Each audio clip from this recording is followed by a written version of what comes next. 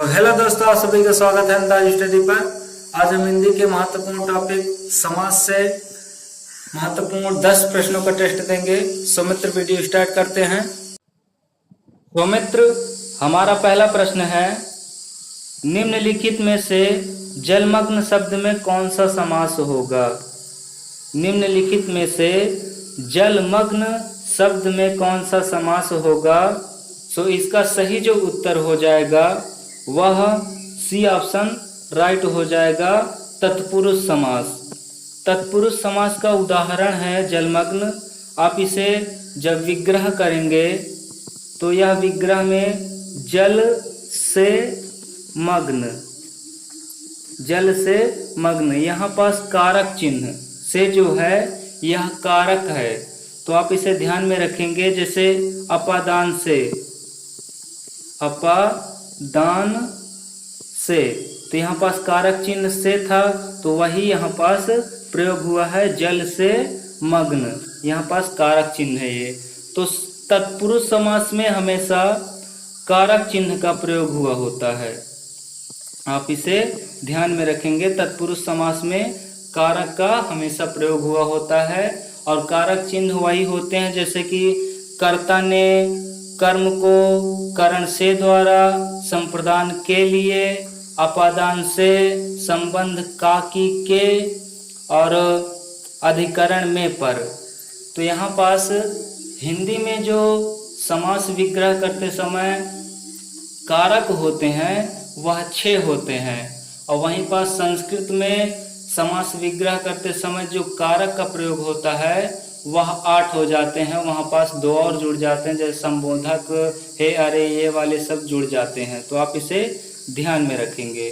पहले का उत्तर जो हो जाएगा वह सी ऑप्शन राइट हो जाएगा। अगले प्रश्न की ओर बढ़ते हैं मित्र। अगला प्रश्न है हमारा दूसरा, निम्न में से किस समास में दोनों पद प्रधान होते हैं? मोस्ट इंपॉर्टेंट प्रश्न है, आप इसे ध्यान में रखेंगे। किस समास में दोनों पद प्रधान होते हैं? यानी पूर्व पद भी प्रधान होगा और उत्तर पद भी प्रधान होगा, उत्तर पद भी प्रधान होगा, तो वह बी ऑप्शन सही हो जाएगा, द्वंद्व समास। इसमें पूर्व पद भी प्रधान होता है और उत्तर पद भी प्रधान होता है, आप इसे ध्यान में रखेंगे। जैसे हमने लिखा दाल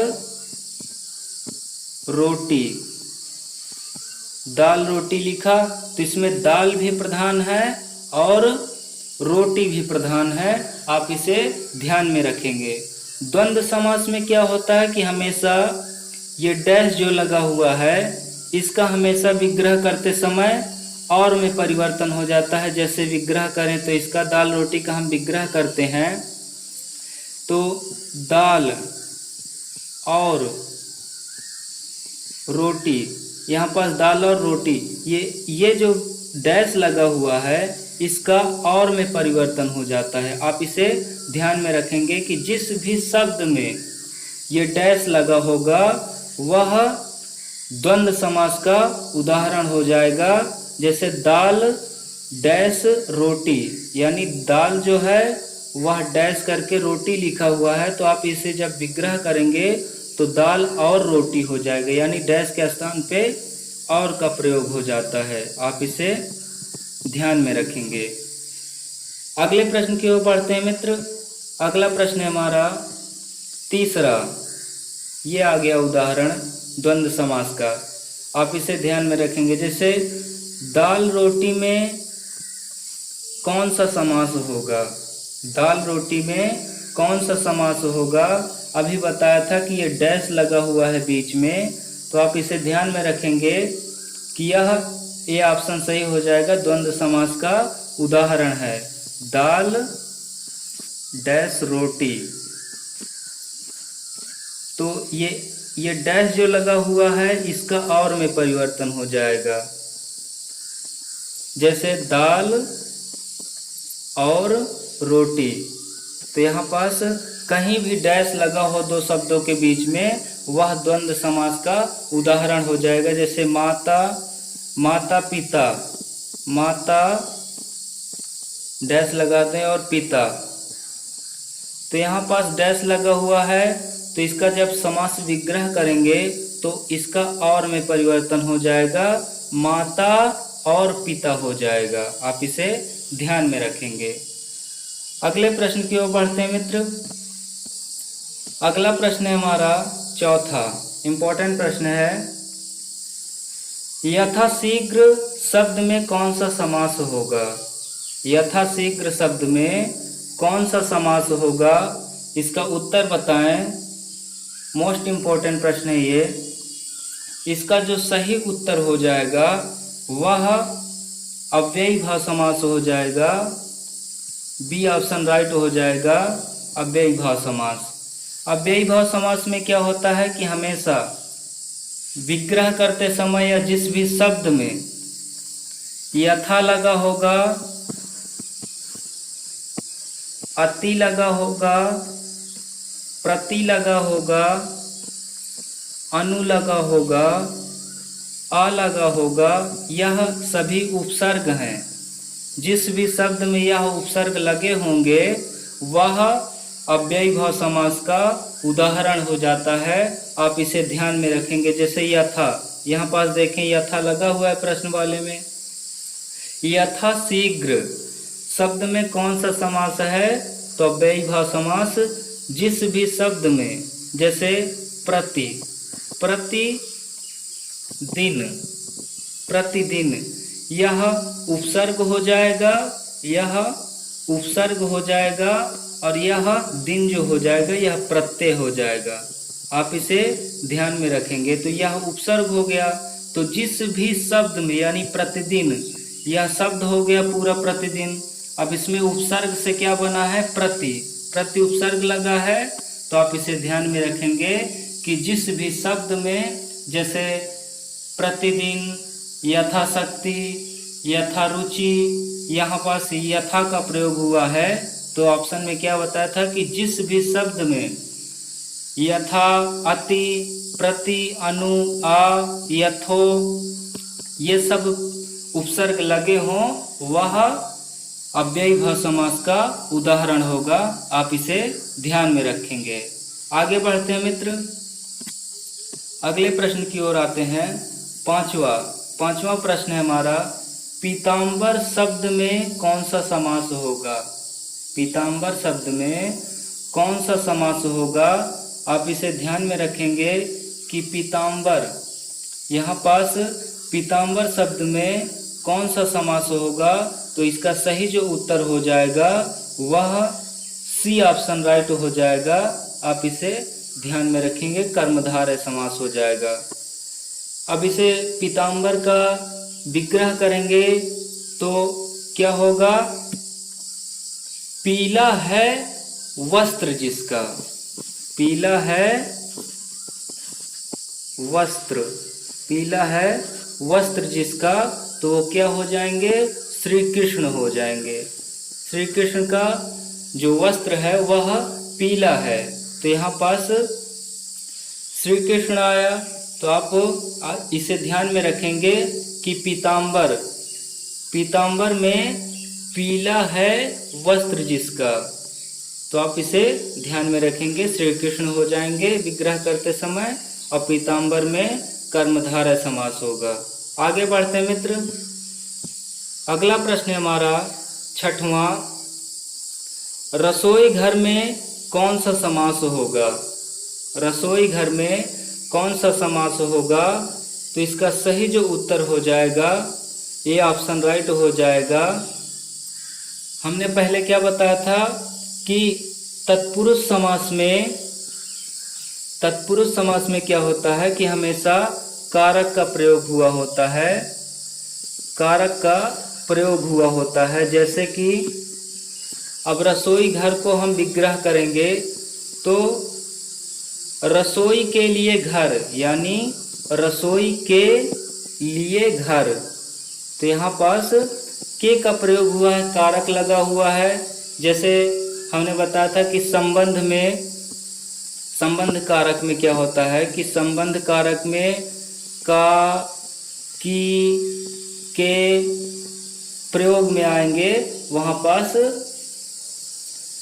तत्पुरुष समास हो जाएगा। तो यहाँ पास रसोई घर को जब हमने विग्रह किया तो रसोई के लिए घर यहाँ पास संबंध में के लगा हुआ है, तो आप इसे ध्यान में रखेंगे कि रसोई के लिए घर जब हम इसका विग्रह किए तो यहाँ पास के कारक के लगा हुआ है, तो यह तत्पुरुष समास का प्रयोग होगा।